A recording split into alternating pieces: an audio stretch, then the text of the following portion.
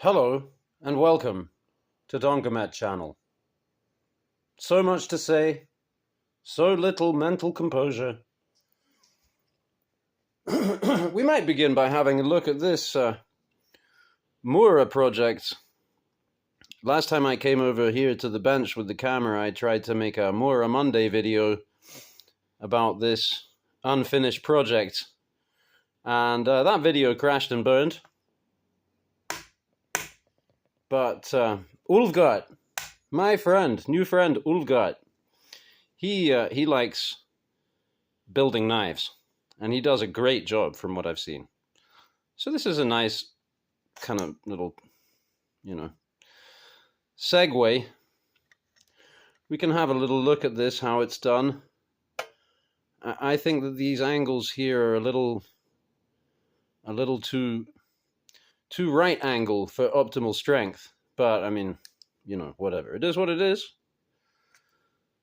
I believe this is a number 3.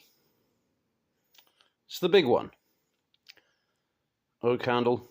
This came from Ibuki Blade Blanks. I think it may have been part of a kit for a separate knife that I built without using that part. So, these are a couple of blade blanks that I am preparing for Mr. Ulfgart. I made a kind of a modified challenge to him. Well, I challenged him to participate in my knife reviewers challenge modified, because he's going to be reviewing not a whole knife made by me with sheath, as have Captain Electro and Tim at Kukali Bushcraft, but he will be receiving, well, my suggestion was a blade made from a good old Stanley chisel. I may or may not have an example to hand of the Stanley chisel type in question. This is exactly one. So this is a 3/4 inch width 1980s Stanley USA wood chisel. And I have a whole stack of these, also in the 1 inch and 1/2 inch sizes. And as you can see, unlike a lot of chisels, I just grab another chisel, for example. Yeah, a lot of chisels do this kind of thing, This one is outstandingly thick. I also made a knife out of one of these, the 1 inch one. But anyway, yes, you'd have to do a lot of grinding on this to, get a nice cutty knife out of it. And to get a tang that was reasonably balanced out of all of this. But these ones were made out of some kind of semi-stainless tool steel. I say semi-stainless because in my experience it doesn't rust that easily. So it's not a plain carbon steel, I don't suppose. But it certainly takes a wicked patina over time. I have some of these in new condition, old condition. I picked a couple of used ones to make these. However, they were original length. So, yeah. So this one will have had quite some use on it, because, of course, here's the deal: is the point has to come in out of there. Right. Notwithstanding that there are adjustments. So on this one, which is, so both of these came off drawings from Ulfgart. I may have made some slight modifications to what I saw in the drawings so far, but I'm trying to stay fairly close to the spirit of the thing. So he said sheep's foot and Hedeby whittling knife. So this is very interesting to me. I'm really fascinated with blade profiles and the nomenclature thereof and so forth. And so, going off his drawing, I, instantly identified, okay, this is a quasi sheep's foot. This is not really a classic sheep's foot which if I can grab an example, I may have a sheep's foot. Do I have a sheep's foot blade? I mean, I know I've got several, but do I have one here? Man. Yes! Oh, yes! It was worth it. Okay. It's a small sheep's foot, but a sheep's foot it is. And this is what I would identify with a sheep's foot. We have a straight spine, and then a fairly tight, regular kind of curve down into this straight line here. You know, it's not really straight, but there is effectively, you know, you're grinding 1, 2, and then rounding out, right? But of course, a lot of things show up nowadays get called sheep's foot that aren't, and this has the straight edge and the straight spine in parallel, although I may have slightly ram's footed it. A ram's foot having, instead of being parallel the edge and the spine, a ram's foot has an outwards taper, and a lamb's foot has an inwards taper.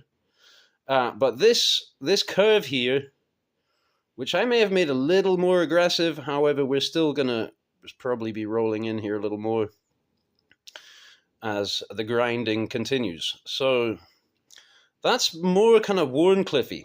And so, in fact, you will often see a blade profile like this referred to as a Wharncliffe. However, a Wharncliffe does not have a spine that runs parallel.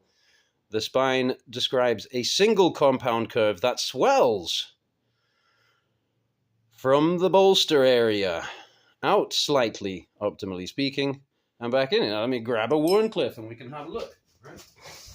99999 Wharncliffe. I certainly have an example. Okay, and let's grab a modified Wharncliffe too while we're at it.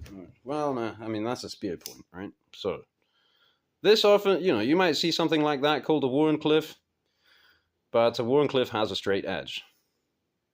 But this does have the single curve, compound curve on the spine. Here, another GEC. Example of what I'm talking about. They call it a Wharncliffe. Oh dear. They call it a Wharncliffe. This is not a Wharncliffe. So I would call this a sheep's cliff. Same as I might call this. Except, as I've stated, I did put a little kick down here for now, such that this it's verging into Ram's Cliff territory. You know, now, of course, if you're saying, I get it, if you're saying Sheep's Cliff, Ram's Cliff, that can't really be considered formal terminology, can it? Well, is there such a thing as formal terminology? There's a lamb's foot. Have I got a proper warning to hand?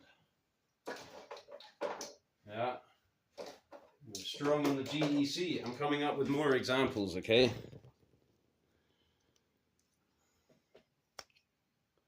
A lamb's foot. Fairly kind of broad lamb's foot, you know? Modified, suede tip. Badly out of kilter. Handle to blade upon receipt, wherein a lot of work was done and a lot of steel was lost and a lot of sliciness was achieved, it looks like. Another lamb's foot. See? Tapers inwards. Man, this was not the intention in making this video. But anyway, I've started another lamb's foot. Quintessential. But with a sway front handle. Unusual. The Millennium Edition from the year 2000. They were looking forwards. And so they swayed the handle forwards. Looking forwards to the future. A future that frankly is, yes, perhaps more shiny, but overall less comfortable and functional. Ahem. Well, let's see how cousins down at GEC did on this Wharncliffe. Yeah. See, now what I'm seeing is that the true Wharncliffe pattern, they're starting kind of after. You see, there's almost a shadow of a hump there. You know, it's tricky. I don't, you know, this is closer, right? because you can see it kind of sways up and down, and it's a compound curve. There aren't really straight lines there, I would argue. Let me find a straight something. Piece of brass. See that little gappy there? Yeah. So we got a, yeah. Now, because where this hump is, on some it's starting back here, on some it's starting further forward, like on this one, but it's a compound curve. I have to see a compound curve, otherwise, hashtag not a Thorncliffe. So, right. Remains to be seen, but that's what the profile is, and it's was described by the designer as a sheep's foot Sloyd knife. So, Sloyd knife modifies the sheep's foot nomenclature. It's also going to have a Scandi grind. That is not particular to a traditional sheep's foot knife. But of course, one thing is a sheep's foot knife, and another thing is a sheep's foot blade profile. So yeah, the Hedeby Whittler. So I had to look up. I'm of part Danish extraction. And so Hedeby, I suppose, over in Denmark. Hedeby, yeah, that rings a bell. So, Hedeby, I don't speak Danish. I have, a conceptualization of the pronunciation rules. And I grew up hearing it. But the thing about the Danes is, you can walk into a room of 30 Danes, and if they know you're an Anglophone, then they just all speak English. They'll switch language mid-conversation with each other so that you can overhear and know that you're not being spoken about. I mean, very polite society. So I digress, but Ulfgar, yeah, he's a neighbor. I understand that, us Danes and Norwegians and Swedes, and we've got our ancestral issues, right?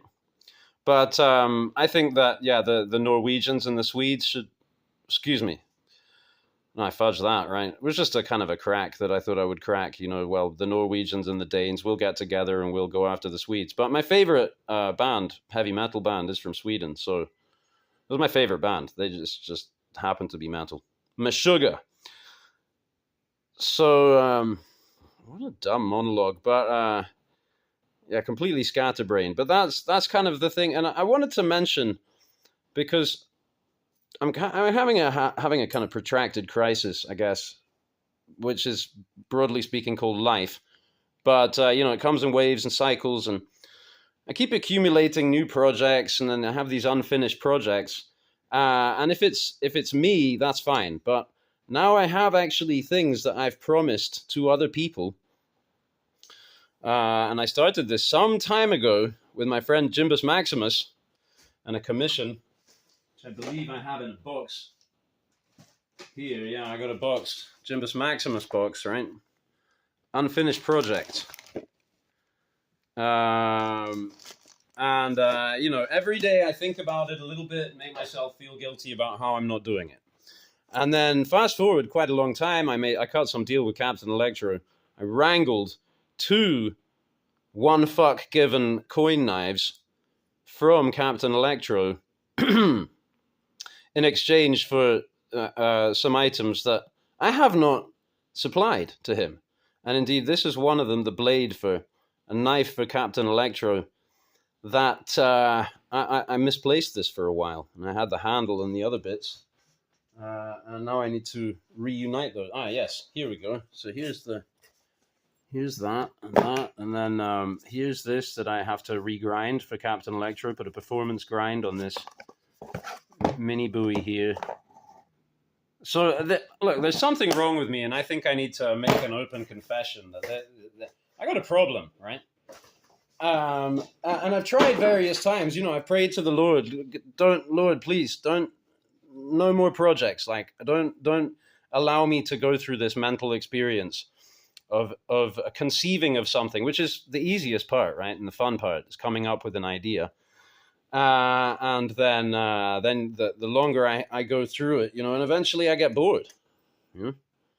Look, this is 90% plus made, right? All I have to do is, because I had the idea to hollow out down there, right, and cut this piece out and whatever, I need a bandsaw. Now I've had a bandsaw for a couple of months. For 1 month, it sat there with a busted blade on it. And as of about 3 weeks, probably, or 2, I've had replacement blade that my wife got for me in the hardware store. But I'm trying to do I don't know if too many things, but I'm trying to do just enough things. And it's me, I'm incompetent. So, however, I heard from Confucius just the other day that the speed of travel is completely unimportant, as long as one is moving in the right direction. So, because I've been watching Ulfgar's channel, and I thought this guy's cool, and then I realized he said he only makes knives from blanks. He hasn't got around to making blades yet. And so then we were conversing in the comments section, and I shared the notion that had occurred to me with him. Why don't I make you a blade blank? And so he came up with these 2 designs. He couldn't pick one, and neither could I. And I thought, well, sheep's foot type of thing is fairly uncomplicated. The Hedeby knife has a little more art to it, trying to get that profile. Started out, it was just looking more like a kind of a conventional, traditional clip point, but I've been trying to work it to get it more into this, it's a hint of a recurve there, but it needs to have a kind of a bit more of a sway there from what I'm, open that out, that angle a little more from what I've seen in the drawing, which is based on the Hedeby knives. And then I went and looked that up, and I guess the original Hedeby knife that was found is quite different. It's longer and what have you. But this is kind of going for the spirit of that kind of thing, that kind of sax style, what the Viking EDC type deal. I will say about these that this one, these chisels, they actually tend to thicken out towards the tip and have a bit of a sway there, which either needs to be ground out or tapped out or what have you. So in this one, I'm working to put in a distal taper, which is to say that it still kind of is going near. There's a bit of a hollow here, and this was raising up. So I ground in a lot here, and this curve then becomes part of a distal taper, right? So there is a subtle distal taper at the moment, but that will become more pronounced, a little more pronounced. I do want to keep it fairly rigid, but that will be as opposed to this one, where I'm thinking we might even manage to get a reverse distal taper. So it's going to be a little thinner here and actually thicker up here, which is the logic being down here. It's where you're initiating your cut, and you've got the full width of the blade down here, so we can have more sliciness down there. But up here, where your point gets thinner, in order to have more backup here, it's widening out, right? And so if you are working, say, this way, this is going to give you kind of power and a nice smooth even cut. But if you wanted to do something like this here, then you can get in there with this little tip, which is actually, look, it's sharp.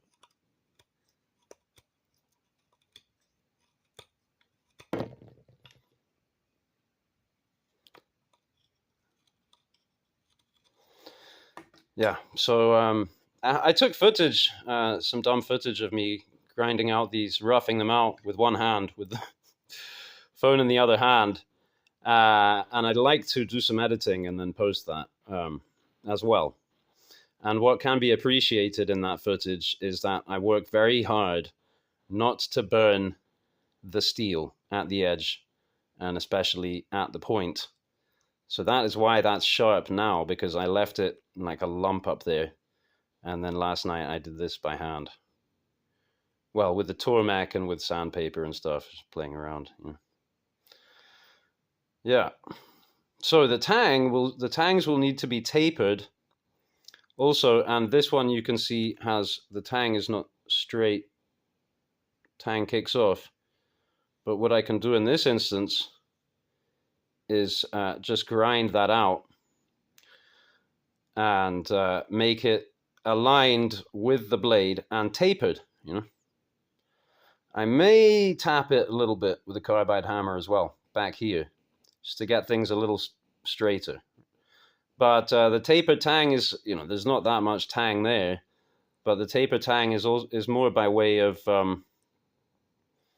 allowing you to slide the bolster on, right, and get it so it should be at its thickest here, and then taper down. That way you get a good fitment on your bolster, nice and easy. And something it does occur to me maybe to grab a couple of one or two maybe examples of what I made with these chisels.